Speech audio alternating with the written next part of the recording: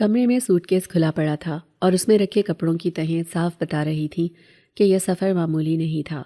ماما بار بار گھڑی دیکھ رہی تھی اور بابا فون پر کسی سے بات کرتے ہوئے بے چینی سے ٹہل رہے تھے۔ یہ منظر دیکھ کر میرے دل میں عجیب سا خوف اترنے لگا۔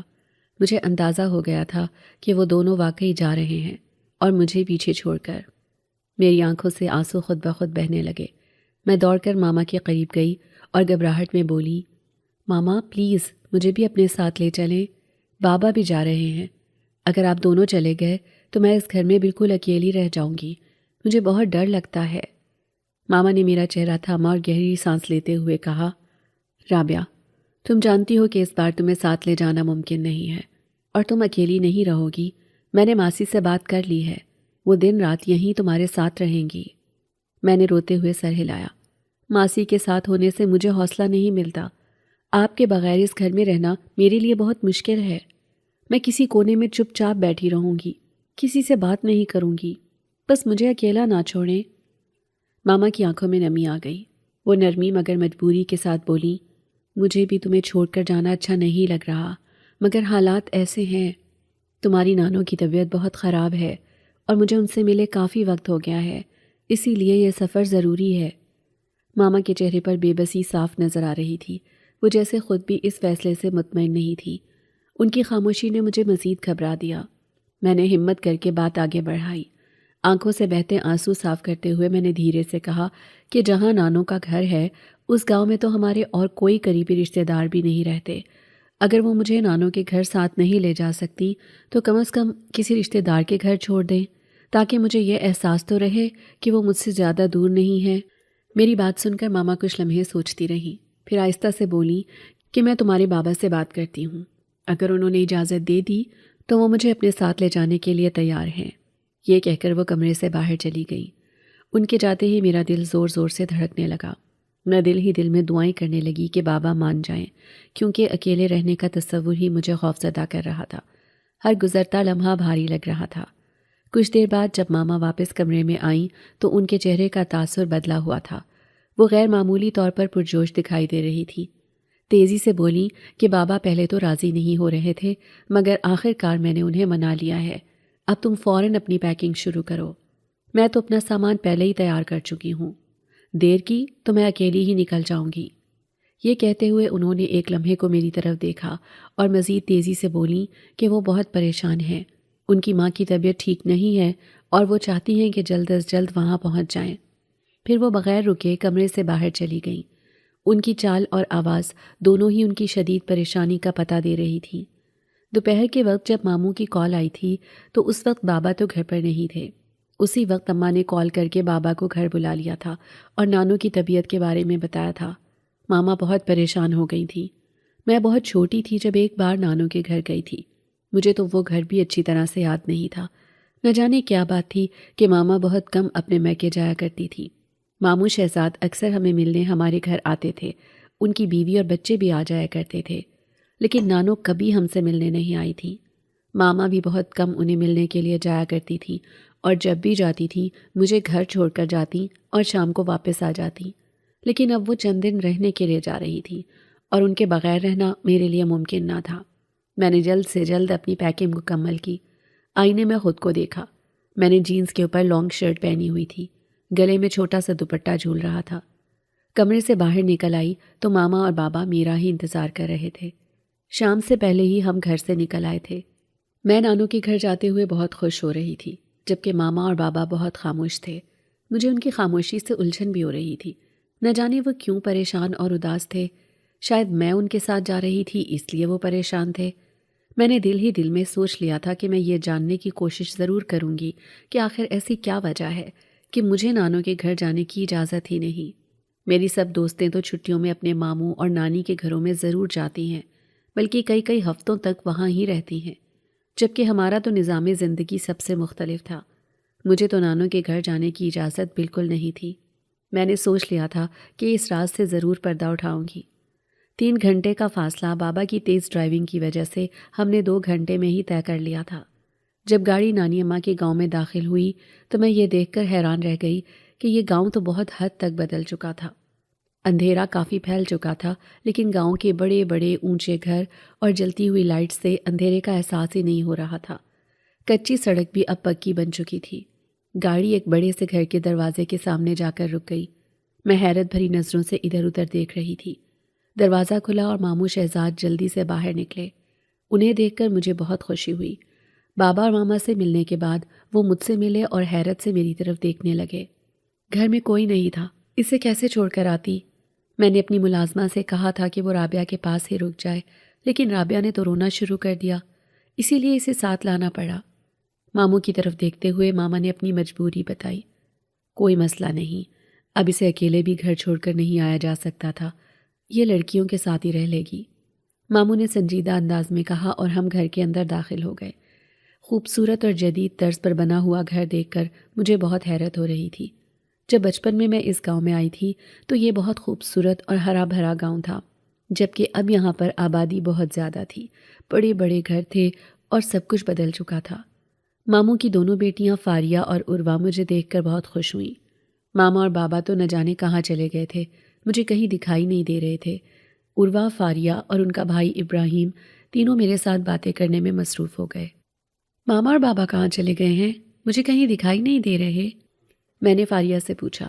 وہ تمہاری نانو اور ہماری دادی اماں سے ملنے کے لیے گئے ہیں، تمہیں پریشان ہونے کی ضرورت نہیں ہے، ابھی تھوڑی دیر میں واپس آ جائیں گے، کیونکہ کھانا بالکل تیار ہے، ہم سب اکٹھے بیٹھ کر کھانا کھائیں گے، فاریہ نے جواب دیا۔ کیا نانو تم سب کے ساتھ نہیں رہتی؟ حیران ہوتے ہوئے میں نے فاریہ سے پوچھا۔ بس ایسا ہی سمجھ لو کہ وہ ہمارے ساتھ نہیں رہتی، لیکن وہ ہم سے دور بھی نہیں ہے، ہمارے ہی گھر کا پچھلا پورشن دادی اماں کا ہے اور وہ اسی میں رہتی ہیں، جب انہوں نے ہم سے ملنا ہوتا ہے تو وہ ہمارے پورشن میں آ جاتی ہیں، اب کی بار عروہ نے جواب دیا۔ نانو آپ سب سے الگ رہتی ہیں، وہ تو اب بہت بوڑھی ہو چکی ہوں گی، اپنا کام خود نہیں کر سکتی ہوں گی، لیکن پھر بھی وہ سب سے الگ رہتی ہیں، مجھے تو کچھ سمجھ نہیں آ رہی کہ وہ ایسا کیوں کرتی ہے، سنجیدہ سے لہجے میں نے پوچھا۔ تمہیں سب سمجھ آ جائے گی، اس وقت تمہیں زیادہ سوچنے کی ضرورت نہیں ہے، تم پہلے ہی سفر کر کے آئی ہو، بہت تھکی ہوئی ہو، منہ ہاتھ دھو کر فریش ہو جاؤ، تب تک تمہارے ماما اور بابا بھی واپس آ جائیں گے اور پھر ہم سب مل کر کھانا کھائیں گے، عروہ نے بات ختم کرنے والے انداز سے کہا۔ عروہ کے کہنے پر میں واش روم میں آ گئی، اچھی طرح سے ہاتھ منہ دھوئے۔ میں مسلسل نانو کے بارے میں ہی سوچ رہی تھی، بہت پراسرار طرز زندگی تھی نانو کی، میں بہت حیرت زدہ تھی، لیکن اس وقت میں نے خاموشی اختیار کر لی۔ ماما اور بابا جب واپس آئے تو اکیلے نہ تھے، ان کے ساتھ ماموں اور ممانی بھی تھے۔ ماما بہت پریشان دکھائی دے رہی تھی۔ اب تو ان کی حالت پہلے سے کافی سنبھل چکی ہے، تمہیں پریشان ہونے کی ضرورت نہیں، ماموں نے ماما کو تسلی دیتے ہوئے کہا۔ آپ دیکھ رہے ہیں وہ کتنی کمزور ہو چکی ہیں، باتیں کرتے ہوئے مسلسل کانپ رہی تھیں، انہیں اس حالت میں دیکھ کر مجھے بہت تکلیف ہو رہی ہے، ماما نے دکھی لہجے میں جواب دیا۔ تم جانتی تو ہو کہ ان کی خوراک کتنی کم ہے، بہت کم کھانا کھاتی ہیں وہ، صرف اتنا جتنا زندہ رہنے کے لیے ضروری ہے، ایسے میں کمزور ہی ہوں گی نا، تم خود ہی بتاؤ کہ میں کیا کروں، ماما کو تسلی دیتے ہوئے ماموں شہزاد نے شکوہ کرتے ہوئے کہا۔ آپ بالکل ٹھیک کہہ رہے ہیں، یہ تو میں جانتی ہوں کہ وہ بہت کم کھاتی ہیں، ماما نے اقرار میں سر ہلاتے ہوئے کہا۔ ممانی نے کھانا لگا دیا تو ہم سب کھانا کھانے میں مصروف ہو گئے۔ آج رات تو میں اپنی ماں کے پاس ہی رہوں گی، کھانا کھانے کے بعد ماما نے فیصلہ کن لہجے سے کہا۔ میرا نہیں خیال کہ ان کے پاس رہنا تمہارے لیے مناسب ہوگا، ممانی نے ماما کو سمجھانے کی کوشش کرتے ہوئے کہا۔ میں آپ سب سے ریکویسٹ کرتی ہوں کہ مجھے کوئی بھی نہ روکے، میں اپنی ماں کے ساتھ زیادہ سے زیادہ وقت گزارنا چاہتی ہوں، اپنی بات پر اصرار کرتے ہوئے ماما نے کہا تو سب خاموش ہو گئے، لیکن ماموں اور ممانی کے چہرے کی طرف دیکھتے ہوئے ایسا لگ رہا تھا کہ انہیں ماما کی یہ بات پسند نہیں آئی۔ بابا نے بھی ایک بار ماما کو سمجھانے کی کوشش کی، لیکن وہ کسی کی کوئی بات سننے کے لیے تیار نہ تھی۔ آپ رات کو نانو کے پاس سو جائیں گی تو مجھے اکیلے سونا پڑے گا، نئی جگہ ہے، مجھے ڈر لگے گا، ماما کی طرف دیکھتے ہوئے میں نے خوفزدہ لہجے سے کہا۔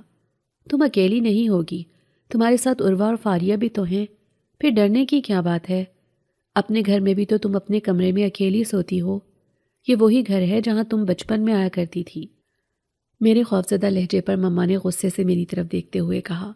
میں بھی نانو سے ملنا چاہتی ہوں، بہت عرصہ ہو چکا نانو کو دیکھا بھی نہیں، اب ان کے گھر میں آئی ہوں لیکن ان سے مل نہیں سکتی، کتنی عجیب بات ہے، ماموں اور ممانی کی طرف دیکھتے ہوئے میں نے تیزی سے کہا، تم کیوں فکر کرتی ہو؟ کل میں خود تمہیں نانو سے ملوا دوں گا۔ ماموں نے مسکراتے ہوئے میری طرف دیکھ کر کہا، نانو کے پورشن میں مما جا چکی تھیں اور مجھے یقین تھا کہ اب وہ صبح ہی واپس آئیں گی، لیکن ابھی تھوڑی ہی دیر گزری تھی کہ ماما واپس آ گئیں۔ نانو نے انہیں اپنے پاس رکنے نہیں دیا تھا۔ وہ بہت کمزور اور بوڑھی ہو چکی ہیں، رات کو اکیلی کیسے رہ سکتی ہیں؟ ماما کی طرف دیکھتے ہوئے میں نے حیرت سے پوچھا، بیٹا وہ اکیلی نہیں ہے، ان کے ساتھ ان کے اپنے ملازمین موجود ہیں۔ ماما نے پریشان لہجے سے کہا۔ رات بستر پر لیٹتے ہی مجھے نیند آ گئی کیونکہ میں بہت زیادہ تھکی ہوئی تھی۔ میرا خیال تھا کہ نئے کمرے اور نئے بستر پر مجھے دیر تک نیند نہیں آئے گی، لیکن میرا خیال بالکل غلط ثابت ہوا اور میں جلد ہی سو گئی۔ عروہ، فاریہ اور ابراہیم میری آنے کی وجہ سے بہت خوش تھے۔ نہ جانے ہماری کون سی باتیں تھیں جو ختم ہی نہیں ہو رہی تھیں۔ بہت عرصے کے بعد ملنے کی وجہ سے ایک دوسرے سے الگ ہونے کا جی ہی نہیں چاہ رہا تھا، اس لیے ہم ہر وقت باتیں کرنے میں مصروف رہتے۔ کبھی چھت پر چلے جاتے اور کبھی صحن کے کسی کونے میں بیٹھ کر باتیں کر رہے ہوتے۔ ماموں ممانی اور ماما بابا ہمیں زیادہ ہنسنے سے منع کرتے، جبکہ ہم تو ہر بات پر کہے لگاتے تھے، جس پر ڈانٹ بھی سننے کو مل جاتی تھی۔ ماموں جان، آپ تو کہہ رہے تھے کہ مجھے نانو سے ضرور ملوائیں گے، لیکن شام ہونے والی ہے، ابھی تک تو آپ نے مجھے نانو سے نہیں ملوایا۔ شام کی چائے پیتے ہوئے میں نے شکوہ کرتے ہوئے ماموں سے کہا، میں نے نانو سے بات کی تھی، وہ خود اس پورشن میں آئیں گی اور تم سے ملیں گی۔ وہ بھی تم سے ملنا چاہتی ہیں، لیکن ابھی ان کی صحت اچھی نہیں ہے۔ ماموں نے سنجیدگی سے جواب دیا۔ تم دونوں نانی اماں کو کیسے ملتی ہو؟ جب ان کی اجازت ہوتی ہے یا جب وہ اس پورشن میں آتی ہیں؟ رات کو سونے سے پہلے میں نے عروہ اور فاریہ سے پوچھا۔ میں نے تمہیں بتایا تھا نا کہ جب انہیں ہم سے ملنا ہوتا ہے تو وہ خود ہی ہمارے پورشن میں آ جاتی ہیں، ہمیں ان کے پورشن میں جانے کی اجازت نہیں ہے، فاریہ نے جواب دیا۔ یہی تو میں جاننا چاہتی ہوں کہ ایسی کیا وجہ ہے کہ وہ سب سے الگ رہتی ہیں؟ ان کا ایک ہی بیٹا ہے، اس کے ساتھ بھی نہیں رہتی، یہاں تک کہ آپ کو بھی ان کے کمرے تک جانے کی اجازت نہیں ہے۔ مجھے تو یہ سب بہت عجیب لگتا ہے۔ عروہ اور فاریہ کے چہروں کی طرف دیکھتے ہوئے میں نے سنجیدگی سے کہا، تم ٹھیک کہہ رہی ہو، یہ سب کچھ بالکل عجیب اور سب سے الگ ہے۔ جب ہم چھوٹی تھیں تو ہمیں بھی بہت عجیب لگتا تھا، لیکن اب ہم عادی ہو چکی ہیں۔ فاریہ نے جواب دیا۔ کیا تم دونوں جانتی ہو کہ ایسا کیوں ہے؟ میں نے سوالیہ لہجے سے پوچھا۔ کیا تمہیں اس بات کا علم نہیں ہے کہ تمہاری نانو ہم سب سے الگ کیوں رہتی ہیں؟ میرا سوال سن کر عروہ نے انتہائی حیرت سے پوچھا۔ نہیں، مجھے تو بالکل بھی علم نہیں ہے، بلکہ یہی راز تو میں جاننا چاہتی ہوں۔ عروہ کی حیرت سے پوچھنے پر میں نے جلدی سے کہا، اصل میں تمہاری نانی اماں مختلف عملیات کی ماہر ہے۔ اپنے علم کے زور پر انہوں نے بہت سے جنات کو اپنا غلام بنایا ہوا ہے، جن کی مدد سے وہ لوگوں کے بہت سے کام کرتی ہیں اور پھر ان سے پیسے بھی لیتی ہیں، یہاں تک کہ ان کے پورشن میں بہت سے جنات رہتے ہیں۔ اسی وجہ سے ہمیں اس طرف جانے کی اجازت نہیں ہے۔ میری طرف دیکھتے ہوئے عروہ نے تفصیل سے بتایا۔ میرے لیے یہ بہت حیران کن تھا۔ مجھے تو اس بات کا بالکل بھی علم نہ تھا کہ نانو ایسا کوئی کام کرتی ہیں یا ان کے قبضے میں کوئی جنات ہیں۔ عروہ اور فاریہ کی طرف دیکھتے ہوئے میں نے سنجیدگی اور حیرت سے کہا، تمہیں اس بات کا علم اس لیے نہیں ہے کہ تم یہاں پر کبھی آئی ہی نہیں، اگر تم یہاں پر آتی تو تمہیں اس بات کا علم پہلے سے ہی ہو جاتا۔ فاریہ نے مسکرا کر کہا، جیسا کہ تم نے ابھی بتایا کہ نانی اماں کے قبضے میں بہت سے جنات ہیں، لیکن اس سے کیا فرق پڑتا ہے؟ ان سے کوئی بھی ملے یا وہ کسی سے ملے تو جنات کو تو کوئی مسئلہ نہیں ہوتا ہوگا، کیونکہ وہ تو ان کے غلام ہیں، انہیں کچھ نہیں کہہ سکتے۔ اپنے ذہن میں آنے والا سوال میں نے عروہ اور فاریہ سے پوچھا۔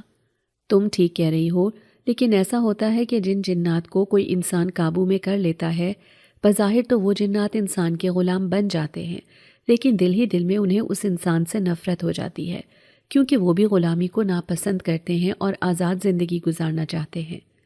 ایسے میں اگر انہیں موقع مل جائے تو وہ اس شخص کو بھی جان سے مار دیتے ہیں جس نے انہیں قید کیا ہوتا ہے، اور اس شخص کو نقصان پہنچانے کی ہر وقت کوشش کرتے رہتے ہیں۔ اسی لیے نانی اماں اپنے خاندان سے بالکل الگ رہتی ہیں تاکہ ان کی وجہ سے کسی کو کوئی تکلیف نہ ہو۔ عروہ نے مجھے تفصیل سے بتایا۔ مجھے اس بات کا اندازہ بالکل بھی نہیں تھا۔ میرے لیے یہ سب بہت حیرت انگیز اور خوفناک ہے۔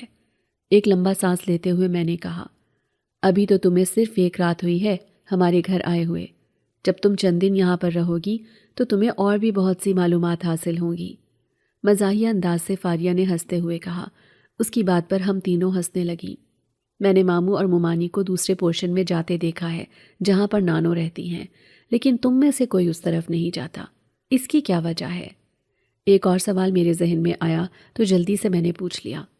میری بات سن کر فاریہ اور عروہ دونوں ہنسنے لگی۔ ارے میں نے کوئی لطیفہ تو نہیں سنایا جو تم دونوں ہنسنے لگ گئی ہو؟ ان کے ہنسنے پر میں نے مصنوعی حیرت اور غصے کا اظہار کرتے ہوئے پوچھا۔ تم نہیں جانتی، لیکن ہمیں اس بات کا علم ہے کہ ہماری دادی اماں نے ہمیں اچھی طرح سے سمجھایا ہے کہ جنات نوجوان لڑکے اور لڑکیوں پر بہت جلد عاشق ہو جاتے ہیں، اسی لیے ایسی جگہوں سے جوان لڑکے اور لڑکیوں کو دور ہی رہنا چاہیے، ورنہ یہ جنات ایک بار اگر کسی کے پیچھے لگ جائیں تو پھر اس کی جان نہیں چھوڑتے۔ فاریہ نے میری طرف دیکھتے ہوئے کہا، جنات اور انسان الگ الگ مخلوقات ہیں، پھر ان جنات کو انسانوں کے ساتھ کیا مسئلہ ہو سکتا ہے؟ فاریہ کی بات سن کر میں نے حیرت سے پوچھا۔ ارے بھائی، یہ تو تبھی پتہ چلے گا نا جب ہماری کسی جن سے ملاقات ہوگی، اب کسی کے دل کی بات تو میں تمہیں نہیں بتا سکتی، فاریہ نے مسکراتے ہوئے کہا۔ اللہ نہ کرے کہ ہمیں کسی جن سے ملاقات کرنی پڑے، میں نے جلدی سے کہا، اور پھر ہم تینوں ہنس پڑی۔ تمہیں یہاں پر کوئی مسئلہ تو نہیں ہے؟ دل لگ گیا ہے نا تمہارا؟ ماموں شہزاد نے مجھ سے پوچھا۔ فاریہ اور عروہ ہر وقت میرے ساتھ ساتھ رہتی ہیں تو پھر میرا دل کیوں نہیں لگے گا ماموں؟ لیکن میں تو گاؤں کی سیر کرنا چاہتی ہوں اور یہ دونوں گھر سے باہر جاتی ہی نہیں۔ ماموں کے قریب بیٹھتے ہوئے میں نے جواب دیا، بے فکر ہو جاؤ، چند دنوں میں یہاں پر ایک میلہ لگنے والا ہے، وہ میلہ پورا ہفتہ جاری رہے گا۔ تم فاریہ، عروہ اور ابراہیم کے ساتھ ہر روز میلے پر جانا اور خوب انجوائے کرنا۔ ماموں نے میری طرف دیکھتے ہوئے پرجوش لہجے سے کہا۔ میلے کا سن کر میں بہت خوش ہوئی تھی کیونکہ میں نے آج دن تک کوئی میلہ نہیں دیکھا تھا۔ یہ تو بہت اچھی بات ہے، میں بھی میلہ دیکھوں گی، لیکن ماما تو کہہ رہی تھی کہ ہم یہاں پر صرف چند دن ہی رہیں گے اور میلہ نہ جانے کب لگے گا؟ فکر مندانہ انداز سے میں نے پوچھا۔ تم اس کی فکر مت کرو، میں تمہاری ماں کو نہیں جانے دوں گا جب تک میلہ نہیں لگتا، اور میلہ کل سے شروع ہو رہا ہے، جب تک میلہ ختم نہیں ہوگا میں کسی کو بھی جانے نہیں دوں گا۔ میری فکر مندی پر ماموں نے ہنستے ہوئے کہا۔ یہ جان کر کہ میلہ کل سے شروع ہو رہا ہے میں تو خوشی سے چہکنے لگی تھی۔ بابا اور ماموں ابھی زمینوں سے واپس آئے تھے، مجھے خوش دیکھ کر دونوں ہنسنے لگے۔ فاریہ اور عروہ بھی میلے پر جانے کی اجازت ملنے پر بہت خوش ہو رہی تھی۔ ہمیں تو مشکل سے ایک بار ہی جانے کی اجازت ملتی تھی، جبکہ اس بار ابا نے تمہیں پورا ہفتہ جانے کی اجازت دے دی ہے، اور تمہارے ساتھ ہم بھی جائیں گے، بہت مزہ آئے گا، عروہ نے خوشی سے چہکتے ہوئے کہا۔ ہم تینوں ہی میلے کے حوالے سے بہت پرجوش ہو رہی تھی۔ گھر بیٹھ بیٹھ کر دل تنگ پڑ چکا تھا، اس لیے اب ہم صرف میلے ہی کی باتیں کر رہی تھی۔ ماما بتا رہی تھیں کہ نانو کی صحت اب پہلے سے بہت بہتر ہے، وہ بہت جلد ماموں کے اس پورشن میں تشریف لائیں گی اور پھر ہم سب سے ملیں گی۔ یہ جان کر مجھے خوشی ہوئی تھی کہ نانو کی صحت اب پہلے سے بہتر ہے۔ شام سے کچھ پہلے ہی ماما اور ماموں نانو کو سہارا دے کر لے آئے۔ نانو تو میرے اندازے سے بھی زیادہ کمزور اور بوڑھی دکھائی دے رہی تھی۔ نانو کو دیکھتے ہی فاریہ اور عروہ تو خوشی سے چیختی ہوئی ان کے گلے سے جا لگی۔ وہ بھی بہت محبت اور پیار سے ان سے ملی۔ انہوں نے مجھے گلے لگا کر بہت پیار کیا اور میرا ہاتھ تھام لیا، مجھے اپنے ساتھ ہی بٹھا لیا۔ نانو کو دیکھ کر مجھے اندازہ ہوا کہ وہ ہم سب سے بہت پیار کرتی ہیں۔ بہت دیر تک انہوں نے ابراہیم کو اپنے سینے سے لگائے رکھا، بار بار اس کے ہاتھ چومتی رہی۔ میں نے سنا تھا کہ اولاد کی اولاد بہت پیاری ہوتی ہے۔ نانو کا محبت بھرا انداز دیکھ کر مجھے یقین بھی ہو گیا تھا۔ بہت دیر تک وہ ہمارے پاس ہی بیٹھی رہیں اور باتیں کرتی رہیں، یہاں تک کہ انہوں نے ہمارے ساتھ کھانا بھی کھایا۔ ماموں اور ماما نانو کو خوش دیکھ کر بہت خوش ہو رہے تھے۔ کھانے کے بعد نانو اپنے پورشن میں واپس چلی گئی۔ میں نے بچپن میں نانو کو دیکھا تھا، اگر سچ کہوں تو مجھے ان کی شکل بھی صحیح طرح سے یاد نہ تھی کیونکہ بچپن میں ہی کہیں دیکھا تھا، لیکن آج انہیں اس قدر کمزور دیکھ کر مجھے بہت دکھ ہوا تھا۔ میں نے انہیں اپنے ساتھ شہر چلنے کے لیے کہا تھا کہ شہر میں ان کا کسی اچھے ڈاکٹر سے علاج کروایا جا سکے۔ میری بات سن کر وہ صرف مسکراتی رہیں اور کوئی جواب نہیں دیا تھا۔ رات کو سوتے ہوئے بھی میں مسلسل نانو کے بارے میں ہی سوچ رہی تھی۔ صبح سویرے ہی عروہ اور فاریہ اٹھ گئی تھی۔ میلے پر جانے کے لیے وہ بہت زیادہ پرجوش تھی۔ آخر وہ وقت بھی آ گیا جب ابراہیم اور ماموں کے ساتھ جیپ میں بیٹھ کر ہم نے میلے کی طرف جانے کا سفر شروع کیا۔ آج تو گاؤں کا انداز ہی بدلا ہوا تھا، ہر طرف سے عورتیں اور مرد آتے ہوئے دکھائی دے رہے تھے۔ چھوٹے چھوٹے بچے بہت زیادہ پرجوش اور خوش نظر آ رہے تھے۔ رنگ برنگے کپڑے پہنے لوگ میلے کی طرف رواں دواں تھے۔ عید کا سماں تھا۔ یہ سب منظر مجھے بہت اچھے لگ رہے تھے۔ جس جگہ پر میلہ لگا تھا اس کے قریب ہی یہاں کی مشہور ایک دربار تھی۔ سب سے پہلے لوگ دربار پر فاتحہ خوانی کرتے اور پھر میلے کی طرف متوجہ ہوتے۔ میں نے کتابوں میں میلے کے بارے میں پڑھ رکھا تھا، لیکن حقیقت میں پہلی بار دیکھ رہی تھی۔ جھولے، مٹھائیاں، بچوں کی دلچسپی کی بہت سی دکانیں موجود تھیں۔ میری سوچ سے بھی زیادہ یہاں پر لوگ موجود تھے جو دور دور کے گاؤں سے بھی آئے ہوئے تھے۔ ہم سے چند فاصلے پر کھڑی لڑکیاں اپنے لیے سرخی پاؤڈر اور اسی طرح کے میک اپ کی چیزیں خرید رہی تھیں۔ مجھے یہ سب چیزیں بہت عجیب اور سستی لگ رہی تھیں، اس لیے میں صرف دیکھ رہی تھی۔ عروہ اور فاریہ چوڑیوں کے سٹال کی طرف متوجہ ہو گئیں۔ یہ بہت خوبصورت چوڑیاں تھیں۔ مجھے بھی کچھ چوڑیاں پسند آ گئیں تو میں نے بھی خرید لیں۔ ابراہیم اپنی دلچسپی کی چیزیں دیکھ رہا تھا۔ چوڑیوں کے سٹال پر بہت رش تھا، ادھر ادھر دھکے لگ رہے تھے۔ میں نے تو چوڑیاں خرید لی تھیں، لیکن عروہ اور فاریہ ابھی تک پسند کرنے میں ہی لگی ہوئی تھی۔ یہاں پر دھکے کھانے سے بہتر تھا کہ میں کچھ فاصلے پر جا کر کھڑی ہو جاؤں۔ دوسری طرف ایک چھوٹی سی دکان پر ابراہیم کھڑا دکھائی دیا تو میں اس کی طرف بڑھنے لگی۔ اچانک ہی مجھے ایک زوردار ٹکر محسوس ہوئی۔ یہ تو محسوس ہوا تھا کہ کوئی شخص میرے ساتھ ٹکرایا ہے، لیکن مجھے کوئی بھی دکھائی نہیں دیا تھا۔ دماغ پر لگنے والی اس چوٹ کی وجہ سے میری آنکھوں کے سامنے اندھیرا چھا گیا اور مجھے کچھ دکھائی نہیں دے رہا تھا۔ اچانک پڑنے والی اس افتاد کی وجہ سے چوڑیوں کا پیکٹ میرے ہاتھ سے چھوٹ کر زمین پر گر گیا۔ میں نے دونوں ہاتھوں سے اپنے سر کو تھام لیا۔ شدید چوٹ لگنے کی وجہ سے زمین اور آسمان گھومتے ہوئے محسوس ہو رہے تھے۔ معاف کرنا، غلطی سے یہ سب ہوا۔ میں بہت جلدی میں تھا، اس لیے تمہیں دیکھ نہیں سکا، میرے چہرے کے سامنے ہاتھ لہراتے ہوئے کسی شخص نے کہا۔ اجنبی آواز سن کر میں نے آنکھیں کھول کر دیکھا تو بلیک سوٹ میں ملبوس ایک نوجوان بالکل میرے سامنے کھڑا تھا، جبکہ اس کے ساتھ ہی 5-6 لڑکے اور بھی کھڑے تھے جو مکمل طور پر میری طرف متوجہ تھے۔ ان لڑکوں کو اپنی طرف متوجہ پا کر میں کچھ گھبرا گئی، لیکن پھر میں نے اپنی گھبراہٹ پر قابو پا لیا۔ کیا تمہیں دکھائی نہیں دے رہا تھا؟ تمہاری وجہ سے میری چوڑیاں بھی ٹوٹ گئی ہیں، اور جو سر کو چوٹ لگی ہے وہ بھی بہت شدید ہے۔ اس لڑکے کی طرف دیکھتے ہوئے میں نے کہا۔ میری بات کا جواب دینے کے بجائے وہ نوجوان لڑکا میری طرف غور سے دیکھ رہا تھا۔ اب کی بار میں نے بھی اس کی طرف غور سے دیکھا تو دیکھتی ہی رہ گئی۔ وہ انتہائی حسین اور پرکشش لڑکا تھا۔ ابراہیم میرے پاس آ گیا۔ کیا ہوا ہے رابعہ؟ یہاں کیوں کھڑی ہو؟ غصیلی نگاہوں سے میری طرف دیکھتے ہوئے ابراہیم نے پوچھا۔ غلطی سے یہ سب کچھ ہو گیا ہے، میں معذرت چاہتا ہوں، آپ کو تکلیف دینا بالکل بھی نہیں چاہتا تھا۔ ابراہیم کو دیکھتے ہی اس خوبصورت نوجوان نے مؤدبانہ انداز سے کہا اور اپنے ساتھیوں کے ساتھ آگے بڑھ گیا۔ چند قدم آگے بڑھ جانے کے بعد اس نے رک کر پیچھے مڑ کر میری طرف دیکھا اور پھر آگے بڑھ گیا۔ چند قدم اٹھانے کے بعد وہ بار بار پیچھے مڑ کر میری طرف دیکھتا۔ تمہیں ان آوارہ لڑکوں کی طرف توجہ دینے کی ضرورت نہیں ہے، ابراہیم نے میری طرف دیکھتے ہوئے کہا۔ مجھے کیا ضرورت پڑی ہے ان لڑکوں پر توجہ دینے کی؟ وہ تو غلطی سے مجھ سے ٹکرا گیا تھا۔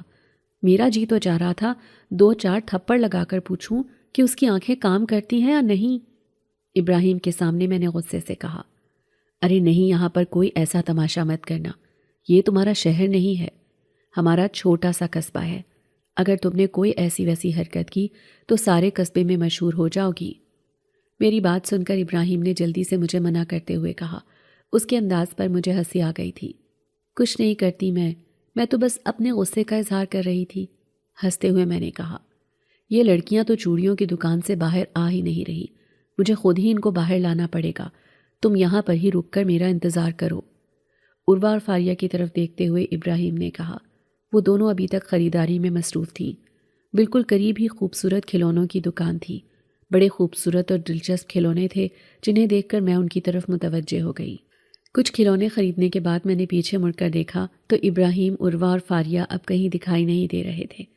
وہ چوڑیوں والی دکان سے نہ جانے کہاں چلے گئے تھے۔ میں ادھر ادھر انہیں تلاش کرنے لگی، وہ تینوں کہیں بھی نظر نہیں آ رہے تھے۔ میں تو بہت گھبرا گئی تھی، کچھ سمجھ نہیں آ رہی تھی کہ کیا کروں۔ ارد گرد کی دکانوں میں جھانک کر میں انہیں تلاش کرنے لگی۔ کچھ دیر تلاش کرنے کے بعد جب وہ نظر نہ آئے تو میرا صبر جواب دے گیا تھا۔ آنسو میری آنکھوں سے بہنے لگے تھے۔ لوگ مجھے عجیب نظروں سے دیکھ رہے تھے۔ اچانک ہی میرے سامنے وہ نوجوان آ گیا، کچھ دیر پہلے ہی جس کے ساتھ میرا ٹکراؤ ہوا تھا۔ میں یہاں پر کسی کو بھی نہیں جانتی تھی۔ وہ نوجوان میری طرف حیرت سے دیکھنے لگا تو میں نے اس سے نگاہیں چرا لی تھی۔ میں نہیں چاہتی تھی کہ اسے اس بات کا احساس ہو کہ میں اس وقت اکیلی ہوں۔ وہ میرے بالکل قریب آ کر کھڑا ہو گیا۔ مجھے لگتا ہے کہ آپ اس وقت بہت پریشان ہیں۔ اگر آپ مجھے اپنی پریشانی بتا دیں تو ہو سکتا ہے میں آپ کی کوئی مدد کر دوں۔ میرے قریب کھڑے ہو کر اس نے انتہائی مؤدبانہ انداز سے پوچھا، تم کون ہو؟ میں تو تمہیں جانتی بھی نہیں، پھر کیسے تمہیں بتا دوں؟ کرخت لہجے سے میں نے جواب دیا، میں بھی آپ کو نہیں جانتا، لیکن آپ کی مدد کرنے کے لیے آ گیا ہوں۔ یہی تو انسانیت ہوتی ہے کہ جب کوئی مصیبت میں ہو تو اس کی مدد کر دی جائے۔ میرے تلخ رویے کا برا منائے بغیر اس نے مسکراتے ہوئے کہا، میں اجنبی لوگوں سے باتیں نہیں کرتی اور نہ ہی کسی اجنبی پر اعتبار کرتی ہوں۔ اس سے جان چھڑانے کے لیے میں نے دو ٹوک لہجے سے کہا، آپ اس گاؤں میں اجنبی ہے، جبکہ یہاں پر لوگ ایک دوسرے سے اچھی طرح واقف ہیں۔ آپ جس لڑکے کے ساتھ اس میلے پر آئی ہیں میں اسے اچھی طرح سے جانتا ہوں۔ اس کا نام ابراہیم ہے اور وہ شہزاد کا بیٹا ہے۔ میرے رویے کو نظر انداز کرتے ہوئے اس نوجوان نے مسکراتے ہوئے کہا، کیا تم اسی علاقے میں رہتے ہو؟ مدد طلب نظروں سے اس کی طرف دیکھتے ہوئے میں نے پوچھا۔ جی بالکل، میں اسی علاقے میں رہتا ہوں اور یہاں کے چپے چپے سے واقف ہوں۔ اب آپ مجھے بتا دیں کہ آپ کو کیا مسئلہ ہے اور آپ کیوں پریشان ہیں؟ اسبات میں سر ہلاتے ہوئے اس نے ایک بار پھر مجھ سے میری پریشانی کی وجہ پوچھی۔ پہلے تم مجھے اپنا نام تو بتا دو، سوچتے ہوئے میں نے کہا۔ مجھے سمجھ نہیں آ رہی تھی کہ میں کیا کروں۔ اس اجنبی شخص پر مجھے اعتبار کرنا چاہیے تھا یا نہیں؟ میرے پاس اور کوئی راستہ بھی نہ تھا۔ میرا نام خاقان ہے۔ صرف میرے نام سے ہی کام چل جائے گا یا میں اپنے آباء و اجداد کے بارے میں بھی تمہیں تفصیل سے بتاؤں؟ مسکراتی نگاہوں سے میری طرف دیکھتے ہوئے اس نے کہا۔ اس کی یہ بات سنتے ہی مجھے کہکہوں کی آواز سنائی دی۔ جب میں نے گردن موڑ کر پیچھے دیکھا تو حیرت زدہ رہ گئی۔ اس کا پورا ٹولہ مجھ سے کچھ فاصلے پر کھڑا تھا۔ کیا تم میرا مذاق اڑا رہے ہو؟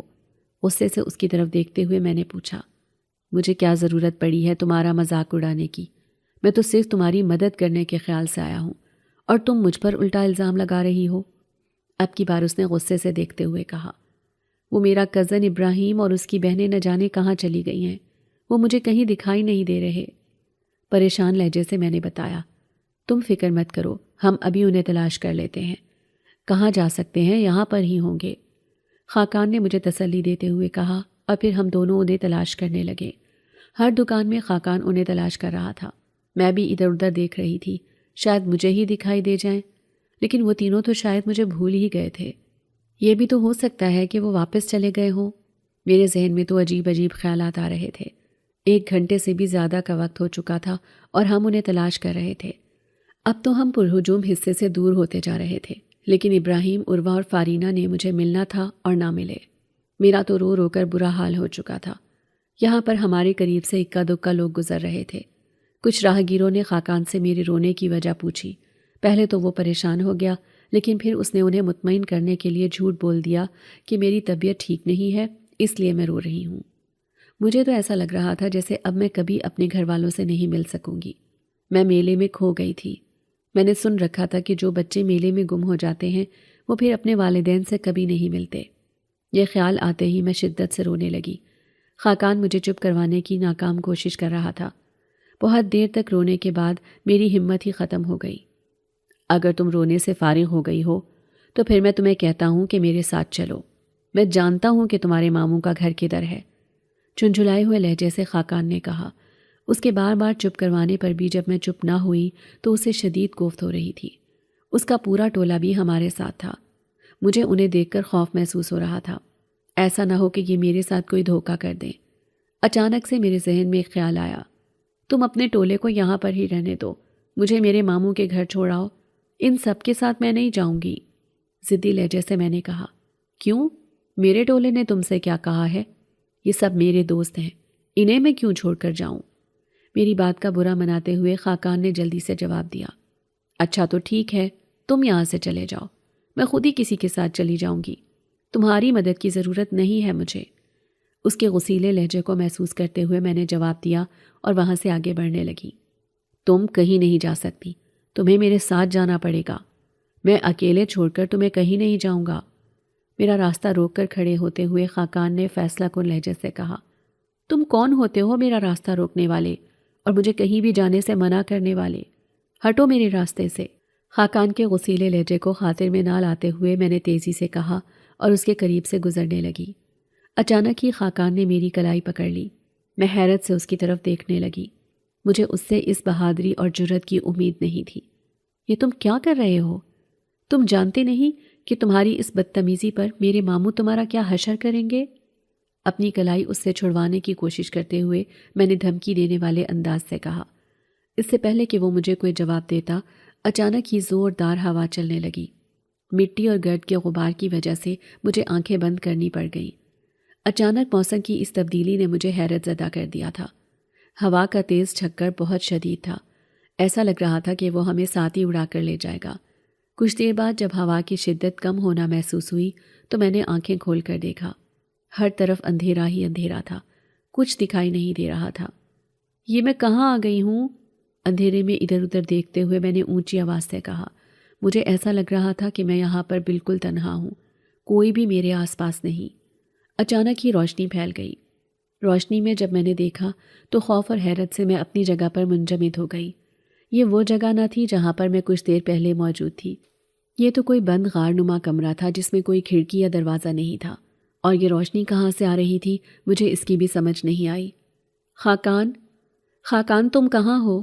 خوفزدہ انداز سے میں خاقان کو پکارنے لگی تو وہ اچانک سے میرے سامنے نمودار ہوا اور مسکراتی ہوئی نگاہوں سے میری طرف دیکھنے لگا۔ یہ تم مجھے کہاں لے کر آئے ہو؟ تم تو مجھے میرے ماموں کے گھر لے کر جا رہے تھے نا؟ اس کی طرف دیکھتے ہوئے میں نے فکر مندی اور حیرت سے کہا، اب تم اپنے ماموں کے گھر نہیں جاؤ گی بلکہ میرے پاس رہو گی۔ لاپرواہ انداز سے مسکراتے ہوئے خاقان نے جواب دیا، کیا مطلب؟ تم نے مجھے اغوا کر لیا ہے؟ یقین نہ کرنے والے انداز سے میں نے پوچھا۔ ہاں، میں نے تمہیں اغوا کر لیا ہے، اور اب تم کبھی بھی یہاں سے نہیں جا سکتی، ہمیشہ یہاں پر ہی رہو گی، کیونکہ تمہاری وجہ سے میں اس بڑھیا پر قابو پالوں گا۔ انتہائی غصیلی آنکھوں سے میری طرف دیکھتے ہوئے خاقان نے کہا۔ مجھے اس کے لب و لہجے پر بالکل بھی یقین نہیں آ رہا تھا۔ کچھ دیر پہلے والا اس کا مؤدبانہ انداز بالکل غائب ہو چکا تھا۔ تم کون ہو اور کس بڑھیا کی بات کر رہے ہو؟ میں تو کسی کو نہیں جانتی۔ خوفزدہ نگاہوں سے اس کی طرف دیکھتے ہوئے میں نے پوچھا۔ میں جنات کا سردار خاقان ہوں اور تم میری قید میں ہو، کیونکہ میرے قبیلے کے بہت سے لوگ تمہاری نانی نے اپنی قید میں رکھے ہوئے ہیں، انہیں اپنا غلام بنایا ہوا ہے۔ اب اسے احساس ہوگا کہ اس کی وجہ سے ہم نے کتنی تکلیفیں دیکھی ہیں۔ غصے سے اور نفرت بھرے لہجے سے وہ نہ جانے کیا کیا کہہ رہا تھا۔ مجھے اس کی کوئی بات سمجھ میں نہیں آ رہی تھی۔ تم کیا کہہ رہے ہو؟ کس کے غلام ہو؟ تمہاری دشمنی کس کے ساتھ ہے؟ میں کسی کو نہیں جانتی، تم مجھے یہاں کیوں لے آئے ہو؟ یہ کون سی جگہ ہے؟ ایک ہی سانس میں نے اس سے بہت سارے سوال پوچھ لیے، جن کے جوابات اگر مجھے مل جاتے تو مجھے سمجھ آ جاتی کہ اس نے مجھے اغوا کیوں کیا ہے۔ سب پتہ چل جائے گا، تھوڑا صبر کر لو۔ نہیں، مجھ سے صبر نہیں ہوتا، تم مجھے بتا دو، میں نے غصے سے کہا۔ اتنی کیا جلدی ہے؟ ابھی تم بھی تڑپ لو اور تمہارے گھر والے بھی، لاپرواہ انداز سے اس نے کہا۔ خاقان تم کون ہو؟ میں تمہیں نہیں جانتی، خدا کے لیے مجھے میرے گھر چھوڑاؤ، میرے ماما بابا میرے بغیر بہت پریشان ہو جائیں گے۔ خاقان کے سامنے ہاتھ جوڑتے ہوئے میں نے کہا، یہی تو میں چاہتا ہوں کہ تمہاری وجہ سے سب پریشان ہوں اور انہیں پتہ چلے کہ اپنوں سے دور رہنا یا اپنوں کو تکلیف میں دیکھنا کتنا مشکل ہوتا ہے۔ میرے منت بھرے لہجے کا اس پر کوئی اثر نہ ہوا تھا۔ انتہائی زہریلے لہجے سے اس نے جواب دیا، تم مجھے یہ تو بتا دو کہ تمہاری دشمنی کس کے ساتھ ہے اور تم میرے گھر والوں کو کس بات کی سزا دے رہے ہو؟ میرے گھر والے تو بہت شریف اور نیک لوگ ہیں، ان کے ساتھ بھلا تمہاری کیا دشمنی ہو سکتی ہے؟ ایک بار پھر میں نے امید بھری نگاہوں سے خاقان کی طرف دیکھتے ہوئے کہا، میں تمہیں اور تمہارے گھر والوں کو بہت اچھی طرح سے جانتا ہوں۔ طنزیہ مسکراہٹ کے ساتھ میری طرف دیکھتے ہوئے خاقان نے جواب دیا، تم میرے گھر والوں کے بارے میں کیا جانتے ہو؟ مجھے بھی بتا دو تاکہ مجھے ان کے گناہ کا پتہ چل جائے۔ اس کے طنزیہ انداز پر میں نے کرخت بھرے لہجے میں پوچھا۔ مجھے بالکل بھی اچھا نہیں لگ رہا تھا کہ وہ میرے گھر والوں کے بارے میں الٹی سیدھی باتیں کر رہا تھا۔ مجھے ایسا لگ رہا تھا کہ یہ کوئی غار ہے جس میں اس نے مجھے قید کر دیا ہے۔ ایسی جگہ تو میں نے کبھی خواب میں بھی نہ دیکھی تھی، اور میں جانتی بھی نہ تھی کہ ایسی جگہ زمین پر پائی بھی جاتی ہے، کیونکہ چھت کا تو بالکل سمجھ نہیں آ رہا تھا کہ یہ کس قسم کی چھت ہے، اور زمین پر مٹی اور پتھر ہی دکھائی دے رہے تھے۔ تمہیں تمہارے گھر والوں کے بارے میں سب بتا دوں گا، پہلے تم یہ دیکھ تو لو کہ تمہارے گھر میں کیا ہو رہا ہے۔ مسکراتے ہوئے خاقان نے کہا، کیا مطلب؟ میں اپنے گھر والوں کو کیسے دیکھ سکتی ہوں؟ اس کی مسکراہٹ محسوس کرتے ہوئے میں نے حیرت سے پوچھا۔ ابھی دکھا دیتا ہوں۔ یہ کہتے ہوئے اس نے انگلی دیوار کی طرف کی تو ایسا لگ رہا تھا جیسے دیوار پر کوئی ٹی وی آن ہو گیا ہو۔ دیوار کے ایک مخصوص حصے پر مجھے سب دکھائی دینے لگا۔ یہ ماموں کے گھر کے باہر کا منظر تھا۔ جیپ میں ابراہیم، عروہ، فاریہ اور ماموں موجود تھے۔ سب کے چہرے لٹکے ہوئے تھے۔ مجھے تم سے ایسی لاپرواہی کی امید نہیں تھی۔ تم نے کیسے اس انجان بچی کو اکیلے چھوڑ دیا؟ مجھے سمجھ نہیں آ رہی میں اپنی بہن کو کیا بتاؤں گا۔ ڈرائیونگ سیٹ پر بیٹھے ہوئے ماموں ابراہیم کی طرف دیکھ کر انتہائی غصے اور بے بسی سے بولے، میں سچ کہہ رہا ہوں ابو، وہ بالکل ہمارے ساتھ تھی۔ ہم نے ایک لمحے کے لیے بھی اسے اکیلے نہیں چھوڑا۔ پھر بھی نہ جانے وہ کہاں چلی گئی۔ ہم نے سارے میلے میں اسے تلاش کیا لیکن وہ ہمیں کہیں دکھائی نہ دی، یہاں تک کہ ہم نے میلے میں اعلان بھی کروا دیا تھا۔ اب آپ خود ہی بتائیں کہ ہم اور کیا کرتے؟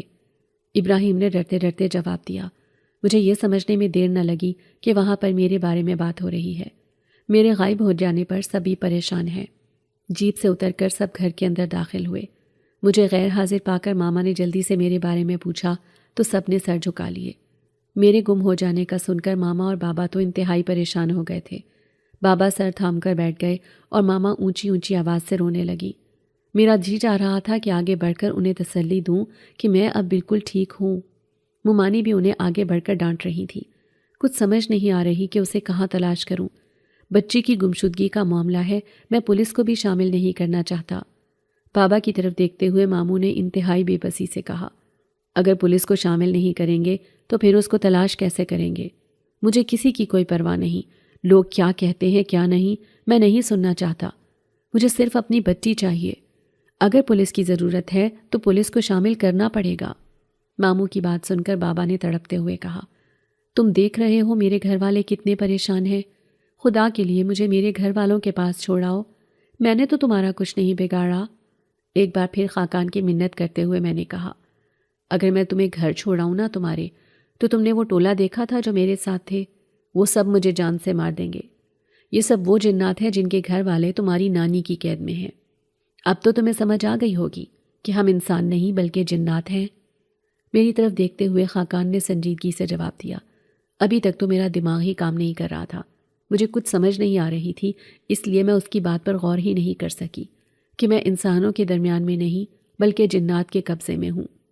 میرا تو اس میں کوئی قصور نہیں، میں گنہگار نہیں ہوں، پھر مجھے کس بات کی سزا دے رہے ہو؟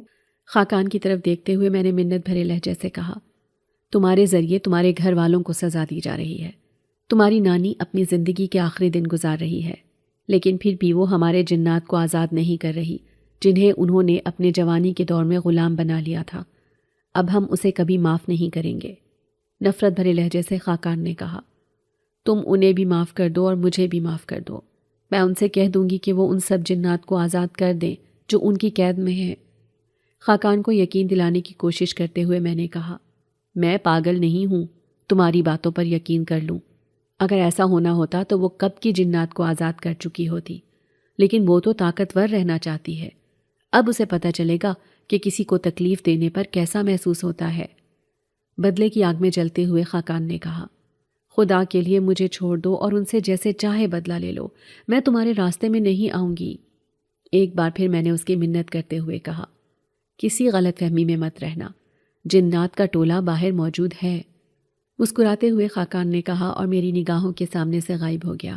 میں بہت دیر تک روتی رہی، اپنے والدین کو یاد کرتی رہی۔ میں اس وقت کو کوس رہی تھی جب ماما اور بابا کے منع کرنے کے باوجود میں ان کے ساتھ آنے کی ضد کر رہی تھی۔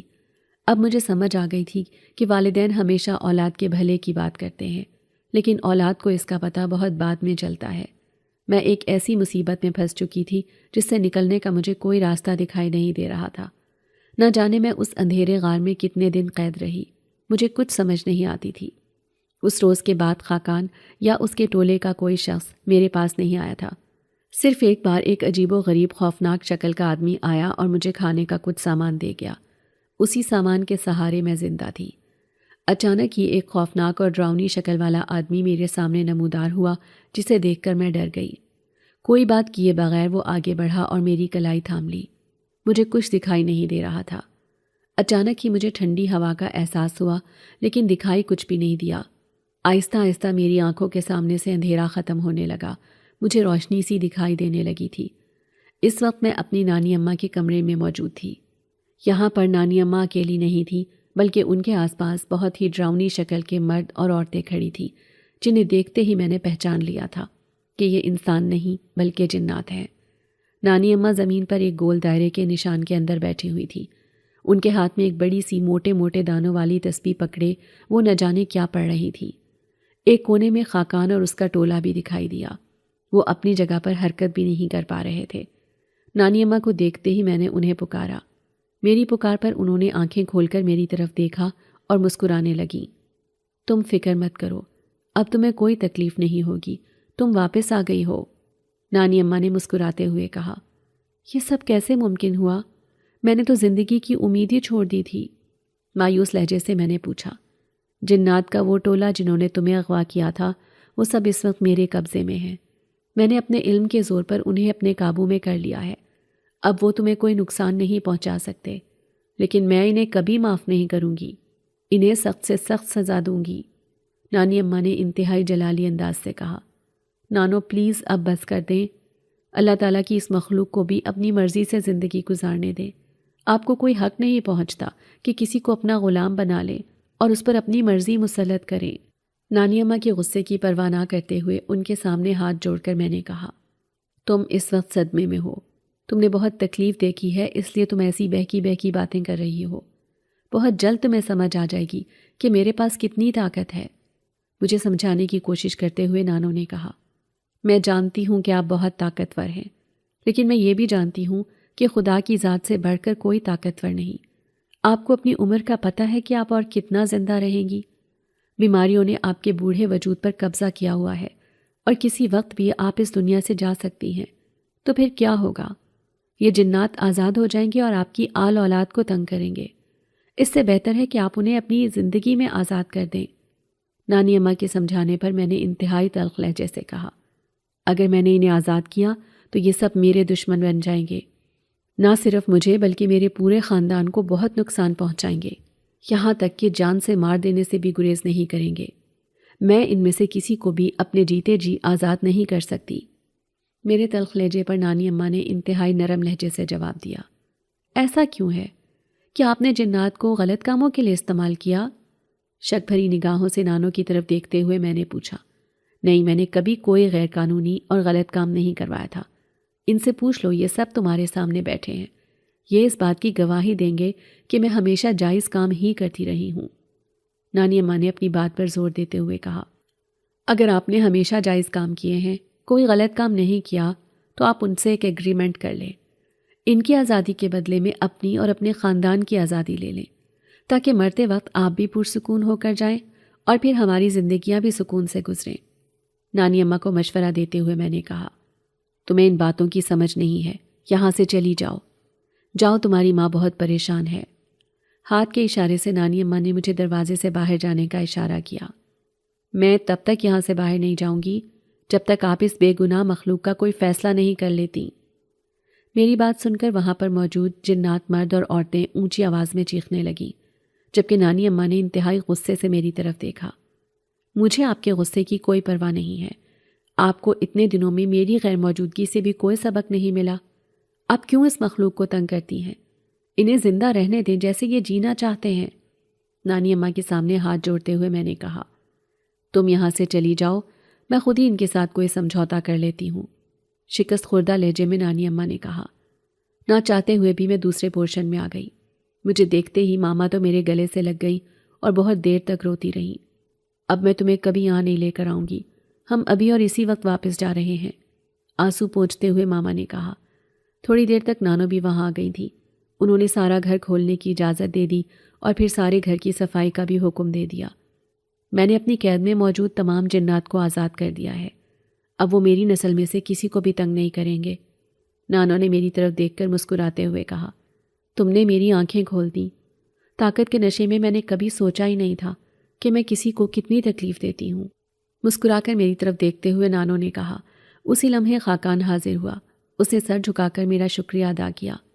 تمہاری وجہ سے یہ سب ممکن ہوا، اور ہم نے جو تمہارے ساتھ سخت رویہ رکھا، میں نے اسے کھلے دل سے معاف کر دیا، کیونکہ اس کا کوئی قصور نہ تھا۔ اب نانو بھی آزاد تھی، ان کی صحت ٹھیک نہیں تھی اور ہم انہیں اپنے ساتھ ہی اپنے گھر لے آئے تھے تاکہ یہاں پر ان کا علاج کروایا جا سکے۔ واپسی کے سفر پر عروہ اور فاریہ بھی میرے ساتھ تھیں۔ یہ سفر میرے لیے ہمیشہ یادگار رہے گا۔